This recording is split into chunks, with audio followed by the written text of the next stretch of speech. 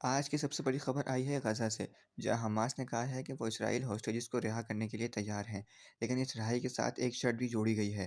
Hamas چاہتا ہے کہ جو US کے غزہ پیس پلان پیش کیا گیا ہے، اس میں کچھ تبدیلیاں کی جائیں۔ یہ پلان اصل میں امریکہ کی طرف سے ایک انیشیٹو ہے جس میں سیز فائر، ہوسٹیجز کی رہائی اور غزہ کی گورننس کے بارے میں مختلف پوائنٹس شامل ہیں۔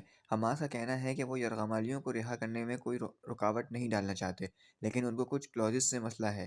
سب سے بڑا مسئلہ ڈی ملٹرائزیشن اور غزہ کی فیوچر ایڈمنسٹریشن کا۔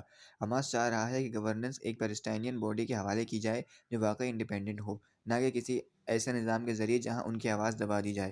دوسری طرف امریکہ کا کہنا ہے کہ پلان کو جلد سے جلد ایکسیپٹ کیا جائے، ورنہ سب کچھ اور مشکل ہو سکتا ہے۔ ٹرمپ نے کھلی دھمکی دیتے ہوئے کہا ہے کہ اگر حماس نے وقت پہ ایگریمنٹ سائن نہیں کیا تو آل ہیل انلیش ہوگا۔ یہ لفظ دکھاتا ہے کہ امریکہ اس وقت بہت پریشر ڈال رہا ہے، لیکن حماس نے اپنی طرف سے کہہ دیا ہے کہ وہ شرطیں بدلنے کے بغیر ایگریمنٹ سائن نہیں کریں گے۔ یہ ڈیولپمنٹ ایک بہت امپورٹنٹ موڑ ہے، کیونکہ غزہ میں جنگیں، بمباری اور انسانیت کی تباہی اب روزمرہ کا حصہ بن چکی ہے۔ ہر روز لوگ اپنی جان گنواتے ہیں، بچے اور عورتیں اثر انداز ہوتے ہیں۔ اگر ہوسٹیجز رہا ہو جاتے ہیں تو یہ ایک پازیٹیو سگنل ہوگا، لیکن اصل سوال یہ ہے کہ کیا اس کے بعد بھی غزہ کی عوام کے لیے اصل امن آئے گا؟ اس وقت دنیا بھر کے ملکوں کی نگاہ اس ڈیل پر ہے۔ اسرائیل کی حکومت بھی کلوزلی دیکھ رہی ہے کہ حماس کس پوائنٹ پہ کمپرومائز کرتا ہے اور کس پوائنٹ پہ نہیں۔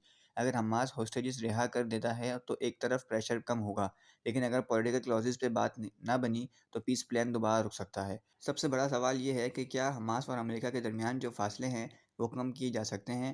کیا اصل میں یہ ایک ایسی ڈیل بنے گی جو دونوں طرف کے لوگوں کو سکون دے، یا پھر یہ بھی صرف ایک اور فیلڈ نیگوسیشن ثابت ہوگی؟ اب دیکھنا یہ ہے کہ اگلی چند دنوں میں حماس اور امریکہ کا اسٹانس کہاں جاتا ہے۔